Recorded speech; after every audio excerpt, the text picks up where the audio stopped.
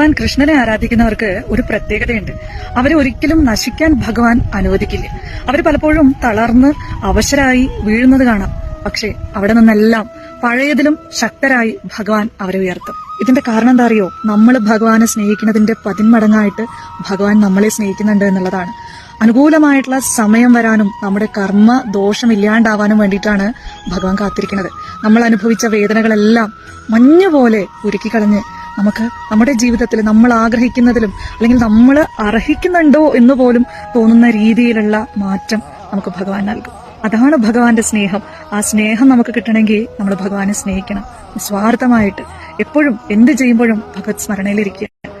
ആരോടെങ്കിലും സ്നേഹം തോന്നുമ്പോൾ നമ്മൾ ഐ ലവ് യു എന്ന് പറയാറില്ലേ? അതേപോലെ ഭഗവാനോടും ഐ ലവ് യു എന്ന് പറഞ്ഞു നോക്കൂ. ഭഗവാനെ സ്നേഹിക്കണോ എന്ന് ദിവസം പറഞ്ഞു നോക്കൂ. നിങ്ങളുടെ ജീവിതത്തിൽ അത്ഭുതകരമായിട്ടുള്ള മാറ്റങ്ങളാണ് നടക്കുക. സ്നേഹത്തിന് ഒരു കുറവുണ്ടാവില്ല. നിങ്ങൾക്ക് ആവശ്യമുള്ളതെല്ലാം ആ ഭഗവാൻ നടത്തി തരും. നിങ്ങളിലേക്ക് അർഹരായിട്ടുള്ള വ്യക്തികളെ ആ ഭഗവാൻ പറഞ്ഞുവിടും. സംശയത്തിന്റെ ഒരു കണിക പോലും ഇല്ലാതെ ആ ഭഗവാനെ സ്നേഹിക്കൂ. ആ ഭഗവാനോട് നിങ്ങളുടെ സ്നേഹം അറിയിക്കൂ. ആ ഭഗവത് സ്മരണയിൽ ജീവിക്കൂ. എപ്പോഴും ആ ഭഗവാന്റെ പ്രൊട്ടക്ഷൻ, ആ ഭഗവാന്റെ സഹായം നമുക്ക് എപ്പോഴും ഉണ്ടാവും. എല്ലാവർക്കും ഭഗവാന്റെ അനുഗ്രഹം ഉണ്ടാവട്ടെ.